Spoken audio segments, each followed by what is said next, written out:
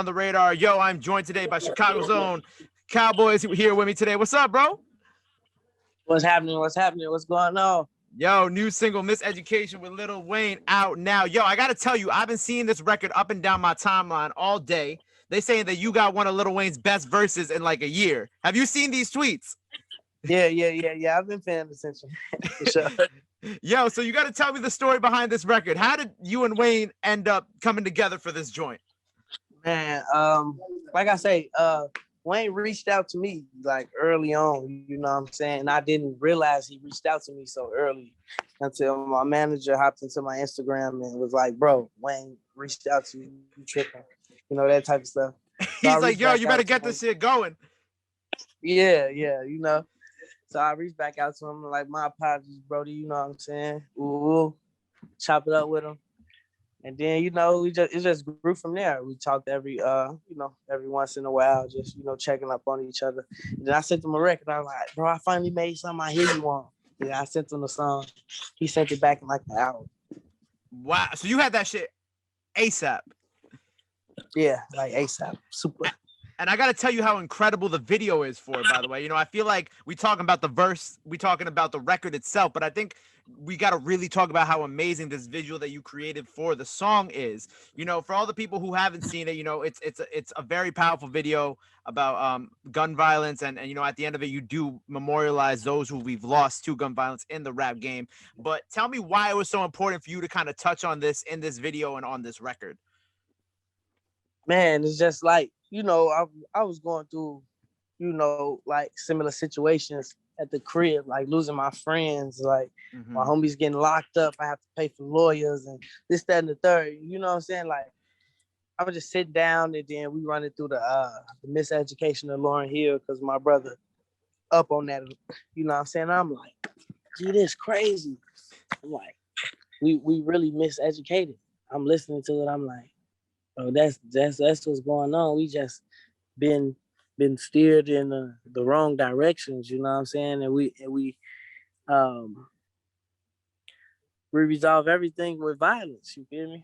So that's what gave me the inspiration behind like even making the song. And then, you know, I just get in the booth and I just spit what I feel at that point. I just get in a certain vibe and then just go in there and just do my thing, you know, I don't write nothing down, you know.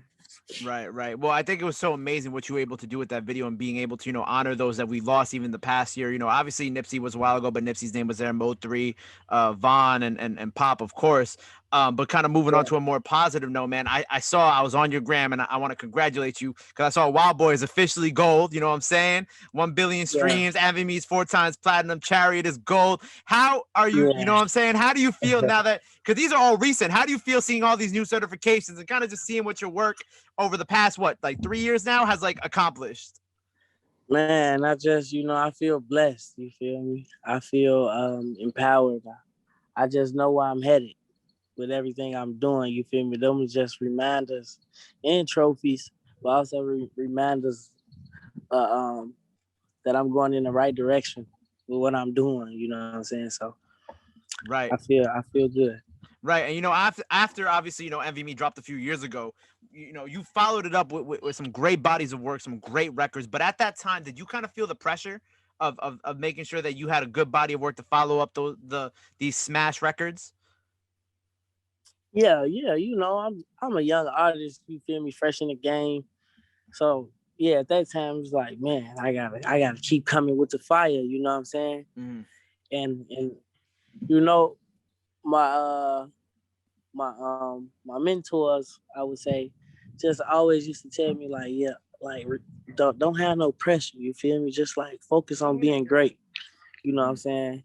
And I think I focused on that, and that's how I was able to even create a Wild Boy, you know, like a classical piece of work that's like, you know, you could play it all the way through with no skips, like that type of situation. I was able to do that because I focused on just being great and not so much the pressure. But yeah, you know, first time in the game, you know what I'm saying? You want to shine and you want to make sure you stay in the light, you know what I'm saying? It's slight pressure there, but you get over it as you learn.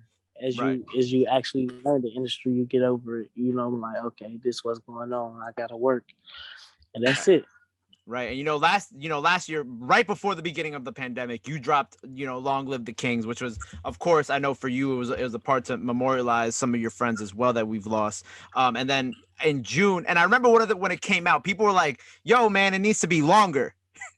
People were like, "Oh, we need a longer body of work," and then you came with the deluxe, which also added a bunch of dope records. With this project, why did you decide to kind of do the deluxe, and why with this project was it important for you to memorialize your people on it?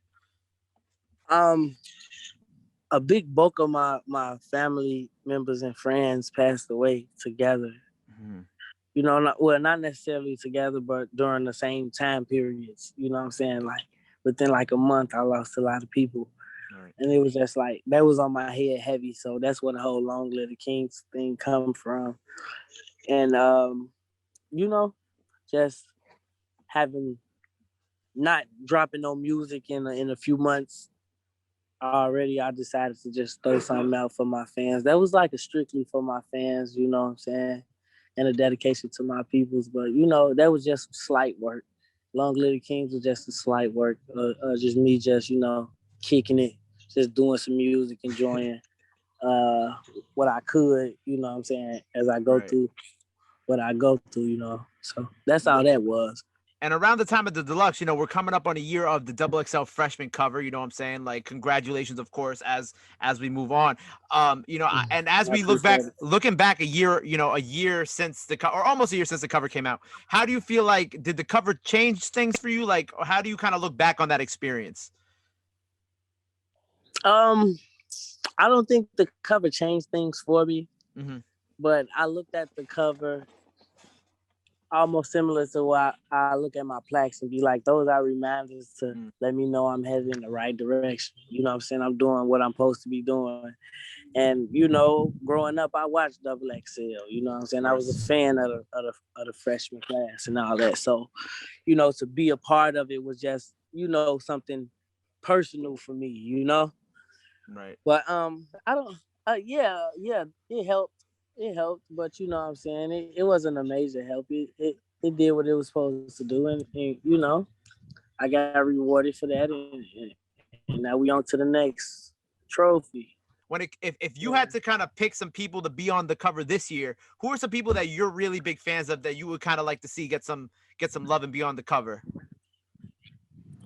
Um. Oh man. Oh man. I know it's a tough question because there's a lot of dope people, but you don't even got to say 10. You could just say a few people that you mess with. You know what I'm Doug. saying?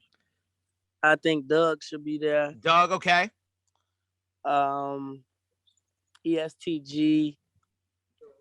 ESTG was on Doug and ESTG were on the rumored list.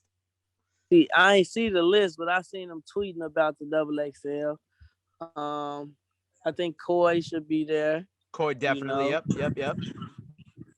Yeah. Pooh Shiesty. You know what I'm saying? That's undeniable right now. Of course, especially the second half of 2020. Mm-hmm. Yeah. I think Pooh Shiesty should be there. I'm trying to think about some new up and coming artists that I've been listening to. Maybe somebody from Chicago.